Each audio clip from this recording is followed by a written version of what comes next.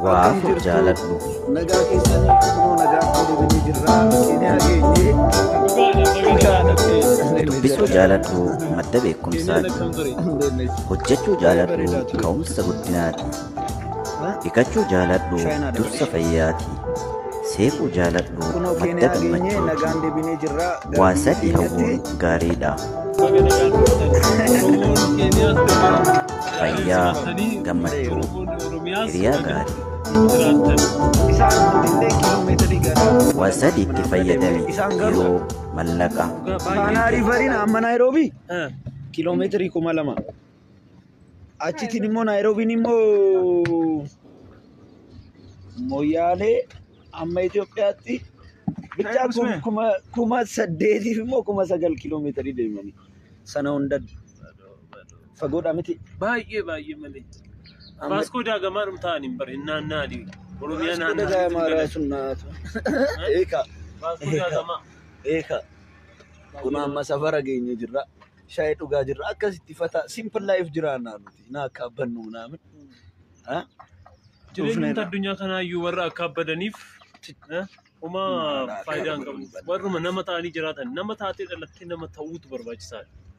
Aadaa kee maal kee biyya kee daawwattee kiiloomeetirii meeqaaf meeqa deemnee dhufnee nutis Booranaallee baay'ee nutti suuree jira. Gujii minaamin garbaa. Baay'ee namatti tola.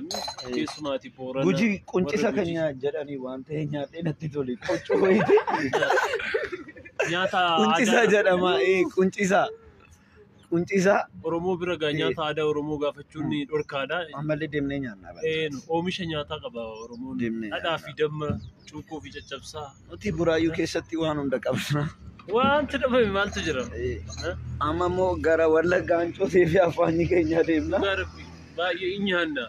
Sila Oromiyaadhuma oomishamaa Oromoo dhumti nyaachuu qaba. Ispoortii gochuu. Baalee Arsii keessatti immoo qamadii minaamin garbuu. Baay'ee Haroo fakkaata. Oromiyaan hin biru wanti ishiin dhabde hin jiru. Oromiyaan kan ishiin dhabde dachee ishiis beelaadha namni ishiis beelaadha. Nama hojjetuuf dhabde. Dachee ishiis beelaadha namni ishiis beelaadha. Hundumtuu garaa isaa guddisuu borcii isaa guddisuu malee namni hojjetee Oromoo nyaachisuuf yookiin Oromiyaa jijjiiruudhaaf baay'ee. Amma hin baay'ataa baak. Hin baay'ata. Kaleessallee Barakat Gabareewaa kan jedhamtu mana barumsa hojjisiistee miliyoona 6tiin mana barumsa hojjisiistee deemtee daawwannee minaamin jajjabeessina nama hojjetu nama saba isaa gargaaru ispeeshaalii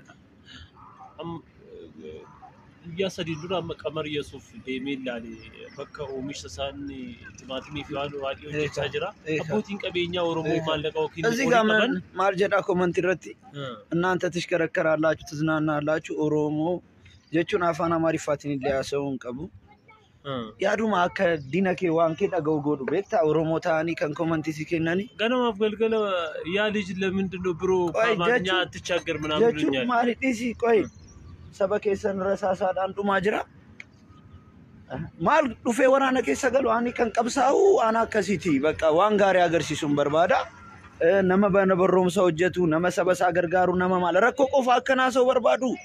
Duune akkamitti inde abashaa galee amma achi keessatti amma nu ajjeesutti inde Oromoon kan hin jedhu warra afaan Oromoo barantutu Oromoo barreessee baay'ee waan hin taane akkanaa sawna gochaa jiru inde ani maaliif hin jedhe beektaa Oromoon hundumtu bakka adda Oromollee sittiin jijjiirama Oromolleen dhaga'u Oromoo irratti illee nan jijjiirama waan akkasiin dhaga'u karaa gaarii qabadhaati deemaa malee waan ani wrong way keessatti hin galu nuti ko amma kiiloomeetirii meeqaf dhufee deeme hojiin qabaa ko asitti sana dhiseen deeme tiznaannaalaችሁ ምናምን jedha biyya kee waan si daawwachiisee fi waan argitee fi ana akka kee immoo Oromoo keessatti parsantii rubiin taatu antu taadha unnaati keessumaatii Oromoon ilmaan sadii qabaachuu qaba tokko biyya isaa kabachiisa yookiin waraana ta'a tokko immoo maal naa godhe asaa ምን አድርጎልኝ ነው የሚያወራው ያካብዳል እንዴ tokko immoo hin barata tokko immoo hin qotaa warri gadamaaf galgala waa'ee qabsoo yookiin waa'ee waraanaa haasaan biyya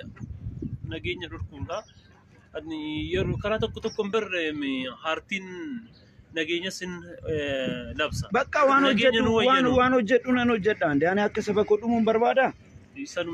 guyyaatiin kan arrabfama oolu ogguu isaan waan tokko godhan ikko anis Facebook irratti galee garaashin guba ana akka ko isaan itti taphachaa jira hundaafu galmaaf galgala deebine irraa fitti taphanna Oromoon eenyummaa sabaruu waan guddaadhaan yeroo kanatti ani Oromoodha jedhee namni Oromoodha jedhee sabaa isaan beekaa anaan illee na beekaa waan iddoo hojjechaan jira Oromooti feessattan isa beekaa gana yaada mana naa kennu barbaani isin hin dhaga'u isin illee hin dhaga'u Oromoon hin bir Oromoon magaalaa Finfinnee kanaan baay'een si galateeffadhu dur Oromoodha kan jechaa ture si qofa warri afaan Oromoo ta'anii Oromoo ta'an ani Oromoodha jedhanii yerootti eenyummaa isaanii dubbachuun sodaatan yookiin immoo በማንነቱ በጣም የሚያፍር ኦሮሞ አልነበረ እንደ አዲስ አበባ እና አሁን እንደሱ አይነት እኮ ነው አስተያየት የሚሰጥ አሁን በቃ ፍሬንድ ይኸው ሊንገር እንደምሰማ ማለት ነው ተንቀሳቀስ ባይሰጡ ኦሮሞ ባለ ጊዜ ተብሎ ጊዜ የኛ ነው የሚባለው ባለ ጊዜ አይደለም በአገራችን ላይ ወንም በቂያችን ወንም ደግሞ በቤታችን ላይ ነው ባለ ቤታችን ላይ ነው ባለ ቤትነት እንትን ነው እንጂ የኛ ባለ ጊዜ ምናምን ነገር አንተ ደግሞ እንደዚህ አይነት ኮሜንት የምትጽፈው ኦሮሞ ማለት ነው ከትላንት ወዳ ማንነትን ወንም ደግሞ ኦሮሞ ነኝ ብለ መናገር ምታፍር የነበረው ሰው ነው አዲስ አበባ ላይ በተለይ ኦሮሞ ነው አማርኛ ማቅ ኦሮሞ እንደ ኦሮሞ አይታይ አበሻና ትልብዳ አስተያየት አትስጥ እዚህ ውስጥ አበሾች የገቡ አስተያየት የሰጡን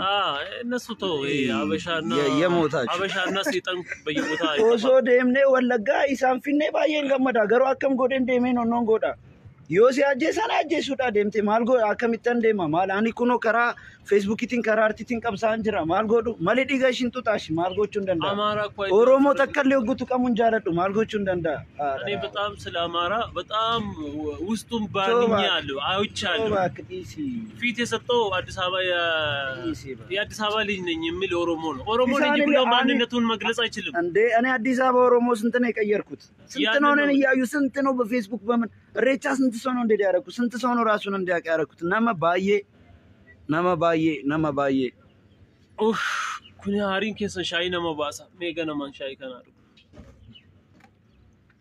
anyways waan jechuun barbaadu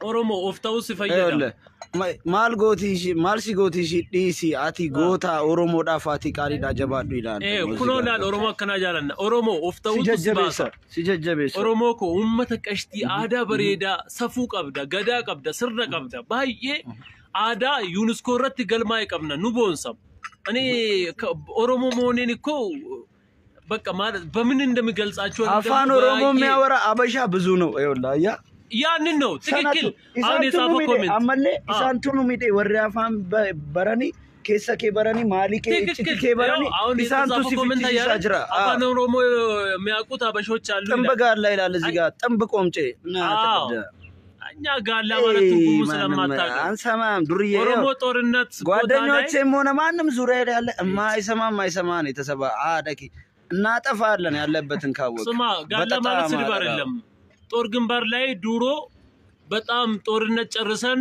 ኦሮሞ ተሰባስበው ምን ታስረክ ስለ ጋላ ምን አገባውና እንደዚህ አይነት ጨዋታ ገና ልታስረዳው ነው እንዴ ጋላ ሲል መግደል ነው እንጂ ከቻልክ አዳራው ደሞ ለእናንተ ሽሩሩ ምንድበት ዘመን አልፏል ጀምር እኮ ኦሮሞ በስድብ የለም እኮ እኛ እንደዚህ ወለጋ ሄደ በላይ ስድብ አለ እንደ ብንሳደብ ቲቶ በእናት ወለጋ ሄደ እንደዚህ ምናምን በጣም ወለጋ ላይ ያስቸገሩ ያሉትም እነሱ ናቸው አረ በእናታችሁ መንገድ አመቻቹና ቢወጣው እንደሰለና ጥርግ ብለው ለምን አይወጡም የትም ሄደው ጠንቅ ነው የሚሆኑበት ሃይ የሆነ ሽሩሩ ያልክ ስታወራቸው ሊያሩ ይፈልጋሉ አኒ እኮ ሰበኮ ጉዱሙ እንጃለዶ ጉቱ ቀሙ አከሲለ ጉቱ ቀሙ እንጃለዶ ተከለ አራ ቅቤ ዋንጎኑ በከነም ቅቤ አገር እዚህ መጥቶ ለመደ ወንም ደግሞ ከኛ በልተው ኮኛ ላይ የጠገቡ እኮ ነው ያስቸገሩት ከኛ በልተው ኑራኛተኒ ኑረቲ ቁፉ ኑመቱ ይሳን ቁፍሴ አንዴ ሞቱም አለ በሩ ቀባ ዲነኪ ዮሚሌ ዲነዳስ እንጃለቱ በቃ ማሪኒ ሽሩሩ ዮሚሌ ኑ እንጃለተኒ አኒ ገዴ ደደቤራው አዮ ዮሚሌ ኑ እንጃለተኒ በቃ ቢዮ ኦሮሚያ ከሰቲ ማልጎቲ ሲላኑ እንጃለቱ ዴቢሴ ነው አጀሱ በርባዲ ነው አጀስቲስ ኦሮሞ ነው እንደዚህ ነው ሰው ያስጠጋ የሚያስጨርሰን እና ነማ ኦሮሞ ጎንደር ከሰ ደሜ ነማጀሴ ጅራ እኔ አንድ ጥያቄ ልጠይቃችሁ እንደምሰሙ በአማርኛ ማለት ነው ኦሮሞ አማራ ክልል ወንም ጎጀም ጎንደር ሄዶ ይኖራል አኖሩትም እዚህ ግን ኦሮሚያ መጥቶ እንደፈለገ ነው የሚኖረው እንደፈለገ ነው የሚሆነው እንዴ ጎጀም ላይ ሰው ገለው መጥቶ እዚህ ደግሞ ነብሰባት ይሆናል እዛ ነብሰ ገዳ ይሆንና እዚህ መጥቶ ነብሰባት ይባላል አረ ያኛ ማንንም እንሰማበት ጊዜ አይደለም ኦሮሞን ጆሌኙማ ሳቤ አልቹ ኪን መነት ጆሌኙማ ሳቤ ገባ ካና ከከኛ ባየቹ ገባ ድብን ጎዴ ባየቹ ገባ ማንነታችን ከዚህ በፊት ይበቃናል ባለማወቅ ነው የኦሮሞ ልጆች ባንኑ በሃይማኖት በማንነት በቄስ በተለይ ቄስ ስታይል መሬት እየተቀማን ነው እዚህ ታቦት ወረደ ያለ በየቦታው ታቦት እያስቀመጡ ቁማር እየተጫወቱ በቤተክርስቲያን ዙሪያ ሱቅ ብቻ ነው ንግድ ቦታ ነው እንዴ ቤት በኩል እንደምሳለም እኮ ጠፋብኝ በፊት ኦርቶዶክስ ይያለው ዋቄፈና ሳሎም በፊት ኦኬ አይ ቤተ መቅደስ የንግድ ስፍራ ትሆናለች በመጨረሻው ሰዓት ብሎ ያስተምርና ስትሄድ ራሱ የንግድ ስፍራ አድርጎታል ሞወንተም ለባንክ አከራይቶ አራጣ የተከለከለ ማንንም ባካን ሰማን በዚህ ሰዓት ባናና አዳበሬዳ ቀብና ባናና በደም ምን የመሰለ ቆንጆ ማንነት አለን በተለይ ገዳ ይበቃናል ገዳ ለኔ ሃይማኖት ነው ከገዳ